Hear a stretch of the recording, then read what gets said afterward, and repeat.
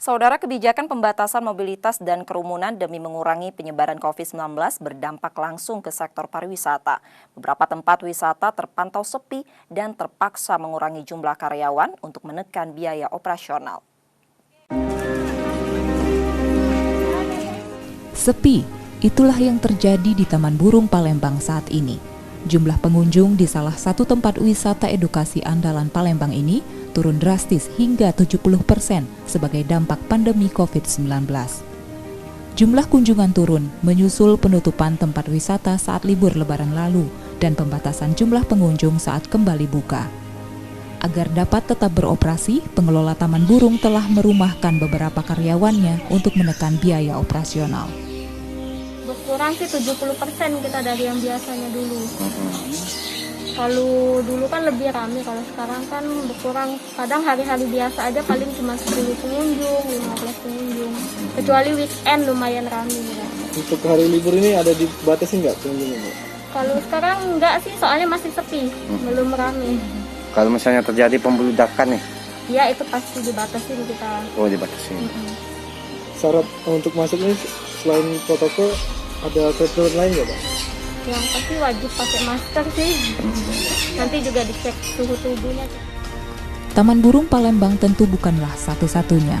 Pandemi COVID-19 berdampak pada semua sektor pariwisata Palembang.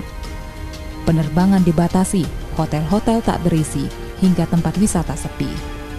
Status Palembang yang masih berada di zona merah membuat Dinas Pariwisata Palembang fokus pada wisata aman. Pengunjung tempat wisata dibatasi dan penerapan protokol kesehatan ketat. Lalu apa saja kebijakan yang diambil dan disiapkan agar pariwisata Palembang tetap bertahan di tengah pandemi?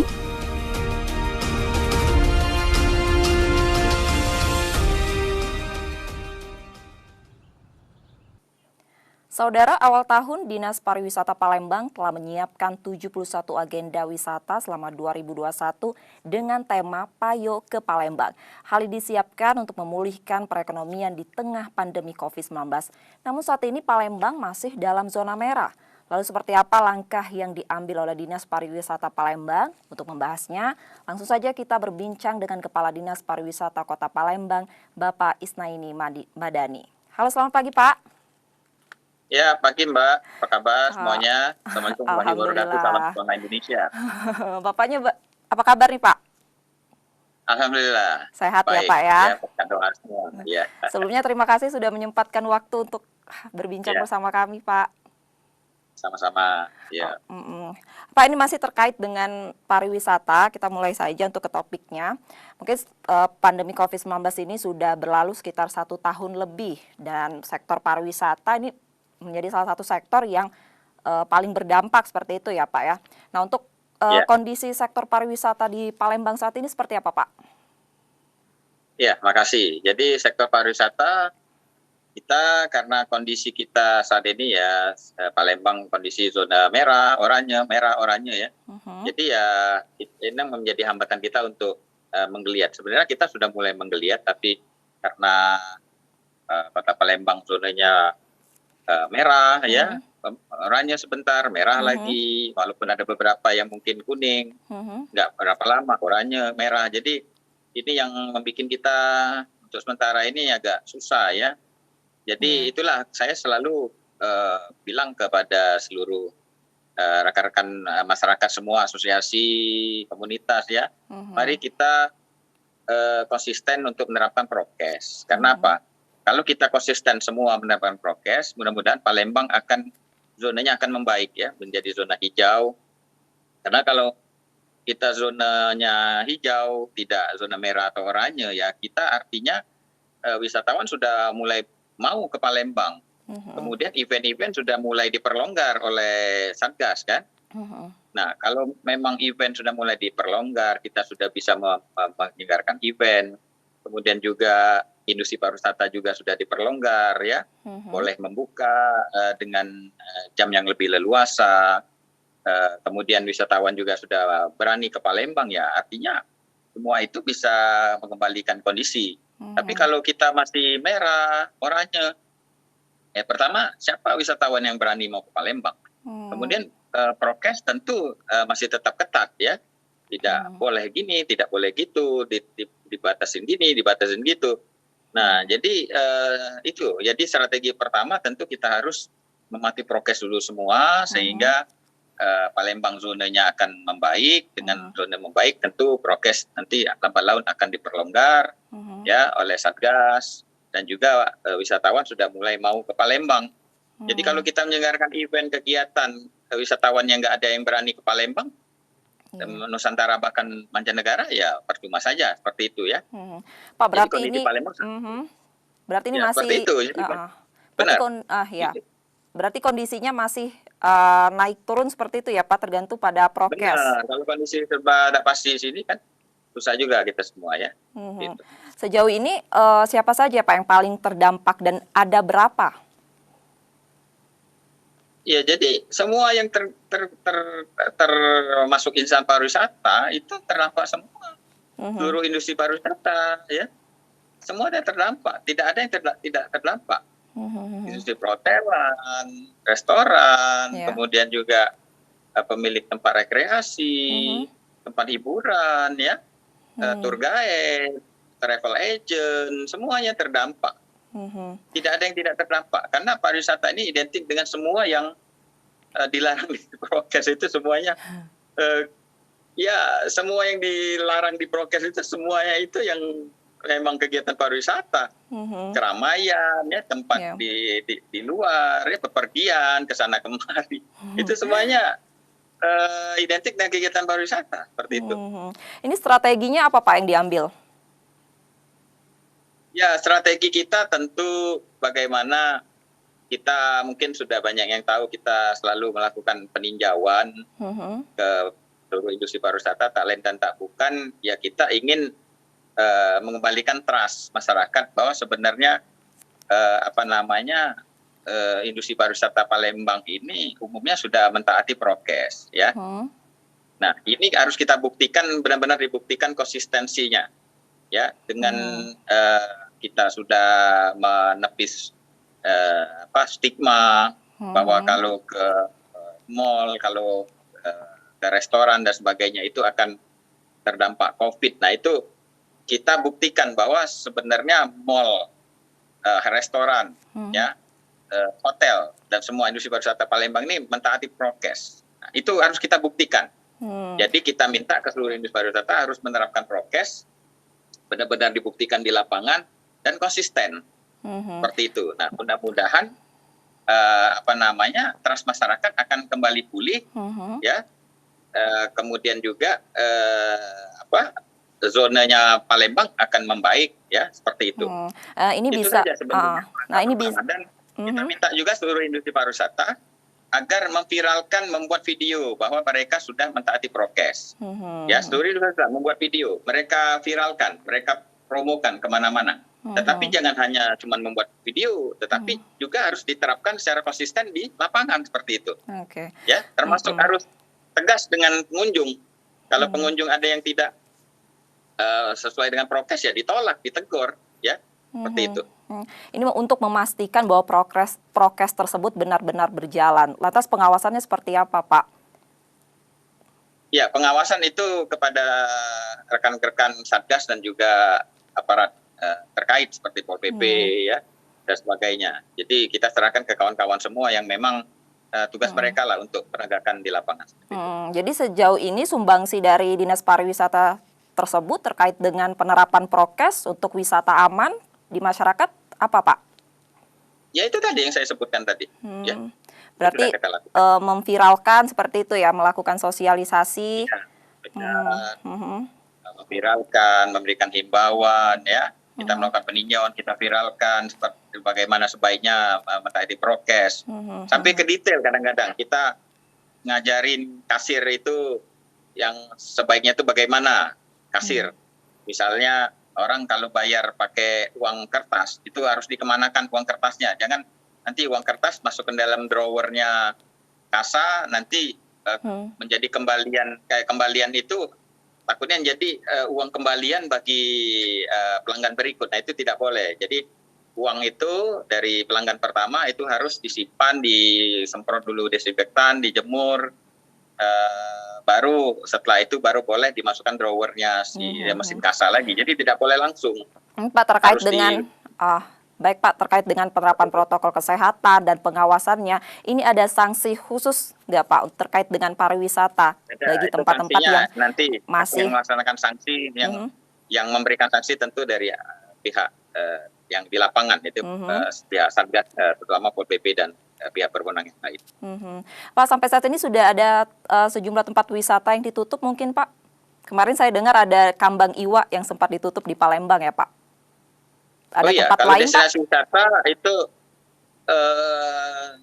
banyak yang sudah ditutup ya. Itu mendapatkan surat dari pihak berwenang ya. Dan mereka alhamdulillah semuanya menuruti apa yang disarankan atau yang diharuskan di dalam surat penutupan tersebut, mulai dari Kambang Iwa, BKB dan beberapa tempat wisata itu semuanya rata-rata tutup. Berarti sekarang strateginya saat ini mengutamakan untuk bagaimana benar-benar prokes tersebut berjalan dengan lancar untuk pariwisata ya Pak ya. Step-nya itu ya, di bidang pariwisata stepnya itu dulu. Kita harus mengembalikan zona Palembang dulu pertama. Dan juga disesuaikan dengan zona di Palembang seperti itu ya Pak ya. Benar. Jadi sebenarnya kalau luka itu harus ini dulu, apa yang harus dilakukan? Harus ditutup luka. Nah itu kan ada tahapan-tahapannya. Jadi kita jangan berangan yang ini dulu, pokoknya dari hal yang paling mudah dan memang harus pertama kita lakukan dulu apa? Kita harus mengembalikan zona Palembang ke zona aman dulu ya. Iya, baik. Dari COVID. Dan sebelumnya Pak, iya kita akan melanjutkan perbincangan usai jeda ya Pak, tetap di Sapa Sumbaksel Saudara.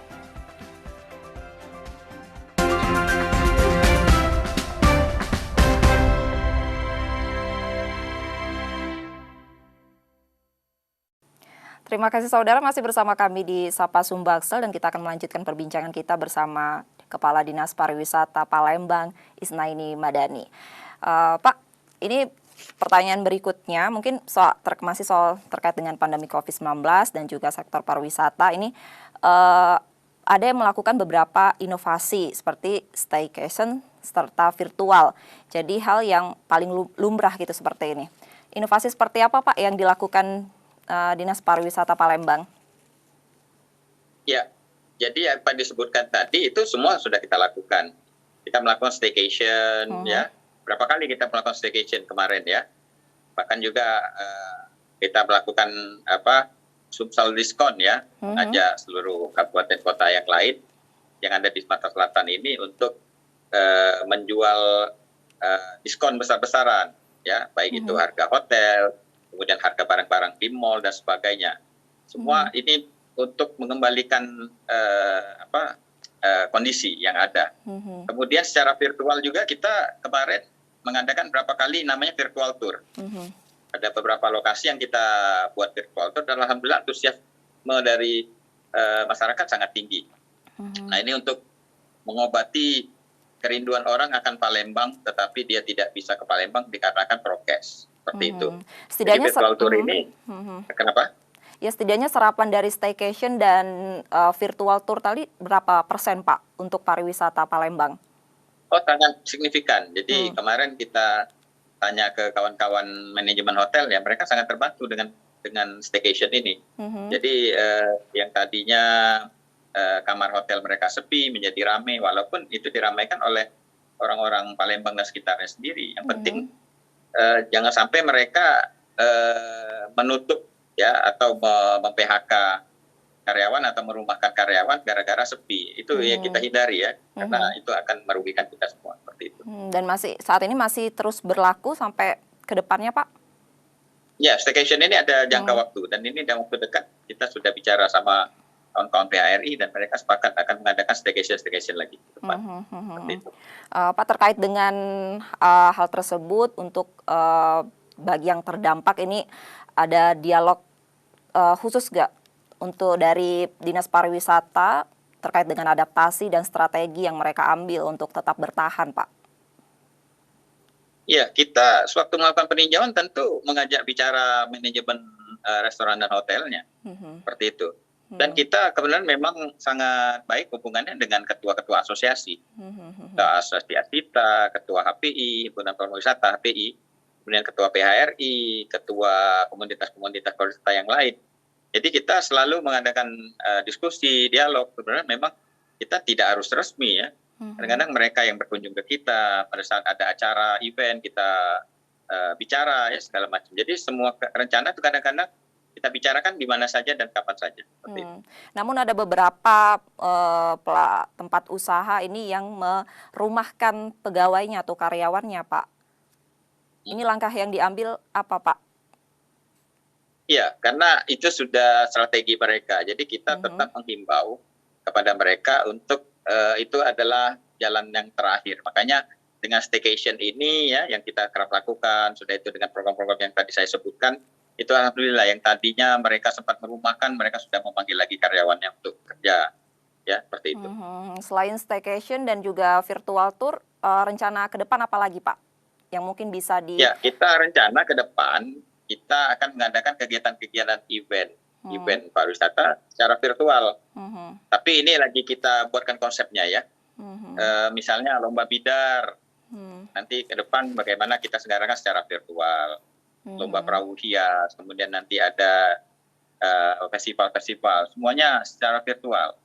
Ya, karena zona merah ini kadang-kadang juga kalau kita menyelenggarakan kegiatan indoor juga sangat sulit juga masih ya. Segala sesuatunya menjadi kendala juga ya. Nah, kalau virtual mungkin itu bisa menjadi solusi. Jadi kita berharap seluruh kegiatan-kegiatan yang memang tadinya menjadi agenda, terutama agenda tahunan, itu nanti ke depan kita adakan secara virtual. Ya, mudah-mudahan lah pandemi segera selesai. Tapi kalau pandeminya belum selesai juga ya secara virtual ke depan. Baik, Pak, terkait dengan persiapan sejumlah titik wisata, mungkin sebelum pandemi juga ini sudah disiapkan gitu, seperti Pulau Kemarau yang digadang-gadang jadi kawasan wisata terpadu dan kawasan Sekanak Lambidaro, Pak. Lantas seperti apa selengkapnya, Pak? Iya, jadi kita ini memang selling point Palembang ini kota wisata sungai ya. Itu selling point juga, selling point kita. Jadi ya Palembang ini kalau dari zaman Belanda sudah terkenal dengan julukan Venesia dari Timur, Venice of the East, Venetia van der Eastern. Seperti Bandung itu Paris van Java. Kita juga ada jargon jualannya seperti itu. Jadi Venetia van der Eastern, Venesia dari Timur. Nah ini kita sekarang mau kita paling tidaklah satu sungai atau dua sungai akan kita tata ya untuk kita kembalikan julukan itu kembali menjadi julukannya Kota Palembang sehingga ini bisa menjadi jargonnya pariwisata, jualannya pariwisata ke depan. Iya. Pak, penasaran Palembang bagaimana nian sih Venesia dari Timur itu. Nah, ini sekarang kita sedang menata Sungai Sekanak dan Sungai Lambidaro. Kita jadiin satu sungai sepanjang 10 km lebih di mana nanti di tiap tempat itu ada titik persinggahan dan rencananya akan kita launching nanti di tahun 2023 bersamaan dengan kita akan melaunching Visit Palembang Year di tahun 2023. Itu Sekanak Lambidaro akan menjadi destinasi wisata unggulan Kota Palembang ya.